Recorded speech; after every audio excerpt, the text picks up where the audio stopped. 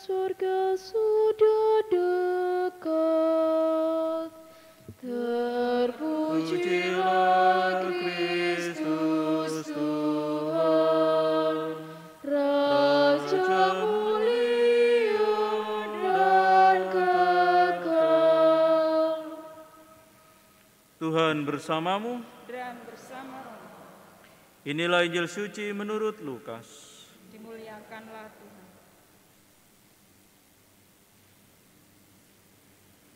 Sekali peristiwa, Yesus berkata kepada murid-muridnya bahwa anak manusia harus menanggung banyak penderitaan dan ditolak oleh tua-tua, imam-imam kepala, dan ahli-ahli Taurat, lalu dibunuh, tetapi dibangkitkan pada hari ketiga. Katanya kepada mereka semua, "Setiap orang yang mau mengikut aku harus menyangkal dirinya, memikul salibnya setiap hari, dan mengikuti aku. Karena barang siapa mau menyelamatkan nyawanya, ia akan kehilangan nyawanya. Tetapi barang siapa kehilangan nyawanya karena aku, ia akan menyelamatkannya.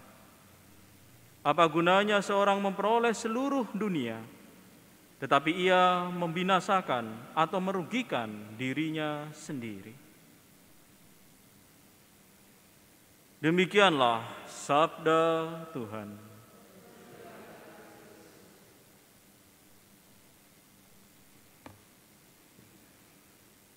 Saudara-saudari yang terkasih, ada 3 permintaan dari Tuhan kita Yesus Kristus dalam sabdanya hari ini, yakni menyangkal diri, memikul salib, dan fokus mengikuti Dia. Menyangkal diri itu berarti bahwa kita semua memiliki sikap hati yang berketetapan untuk mengasihi Allah. Dengan demikian kita berani untuk berkata tidak terhadap dosa, kesenangan dan juga keinginan-keinginan diri kita sendiri oleh karena kepentingan atau ego kita. Namun kita mau untuk berkata iya terhadap kehendak Allah. Sebab apabila kita mengikuti apa yang menjadi kehendak Allah, yakni jalan kebenaran, dengan demikian kita semua tentu akan berkenan di hati Allah. Santo Ignatius Loyola mengajarkan bagaimana kita melatih diri dalam ajere kontra, melawan hasrat diri, untuk senantiasa mendengarkan kehendak Allah. Dengan demikian ajaran dan sabdanya yang benar penuh akan cinta kasih dan keselamatan itulah yang menjadi pusat di dalam pelaksanaan hidup beriman kita. Dengan demikian kehendak Allah menjadi prioritas.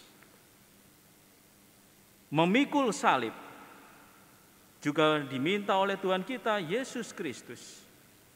Sebagaimana memikul salib setiap hari, itulah permintaannya. Bahwa salib memang kita tidak bisa memilihnya. Kadang salib itu terasa berat, kadang salib itu ringan. Namun Tuhan meminta kita tetap memikul salib itu.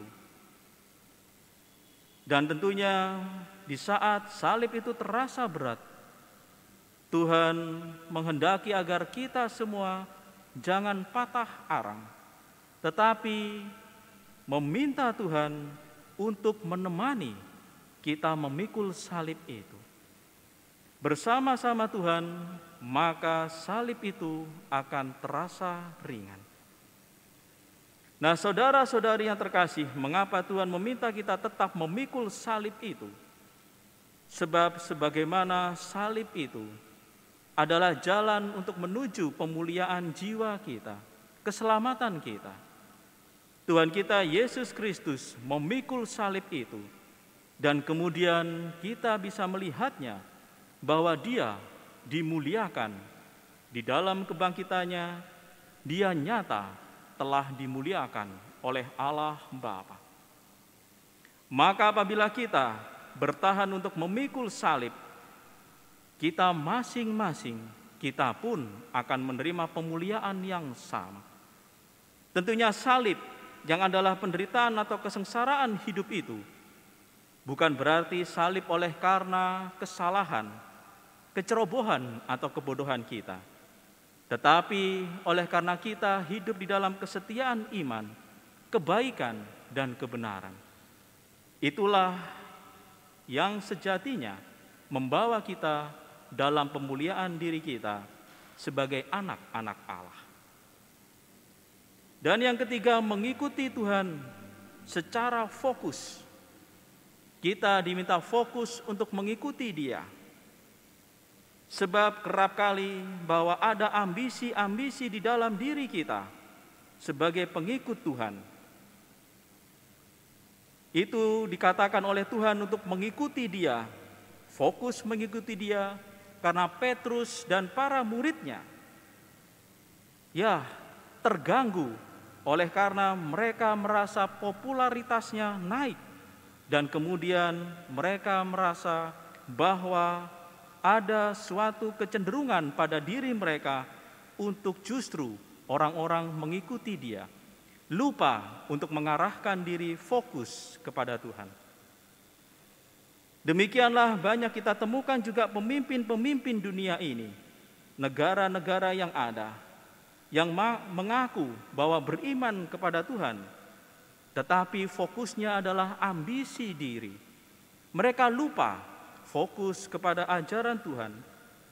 Mengikuti Tuhan berarti mengikuti ajarannya, sabdanya, dan perbuatannya. Nah, banyak sekali juga pemimpin-pemimpin dunia yang ada, justru mereka mengabaikan nilai-nilai moralitas yang ada.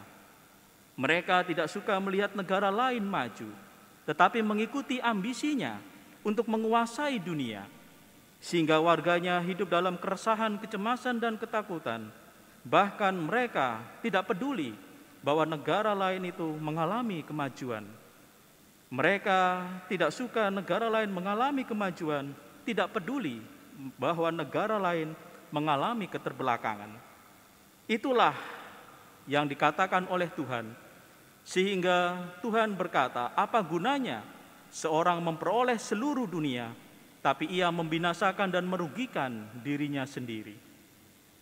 Demikianlah kita diminta apabila kita menjadi pemimpin, ketua, ataupun jabatan-jabatan tertentu. Kita diminta untuk senantiasa mengingat fokus kepada ajaran Tuhan, bahwa Tuhanlah yang menjadi prioritas di dalam hidup kita. Ajarannya, sabdanya, yang adalah jalan kebenaran dan hidup, itulah yang menjadi fokus kita. Bukan ambisi diri kita masing-masing yang menuntut agar ikutilah aku. Tuhan meminta bahwa kita mengajak orang-orang untuk ikutilah Dia, yakni Tuhan kita Yesus Kristus. Dengan demikian, ketika kita memfokuskan hidup kita kepada Tuhan kita Yesus Kristus, ajaran sabdanya yang mewartakan kabar gembira, mengikuti Dia, maka kita akan tetap berada di dalam jalan keselamatannya. Sebab kita semua senantiasa berada di dalam hati Allah, sebab kita mengikuti hukum-Nya, hukum Allah yang benar. Oleh sebab itu, saudara-saudari yang terkasih, marilah kita menyangkal diri, mengarahkan kepada kehendak Allah, memikul salib kita untuk senantiasa berada di dalam jalan Tuhan dan mengikuti Tuhan kita Yesus Kristus yang adalah jalan kebenaran dan kehidupan.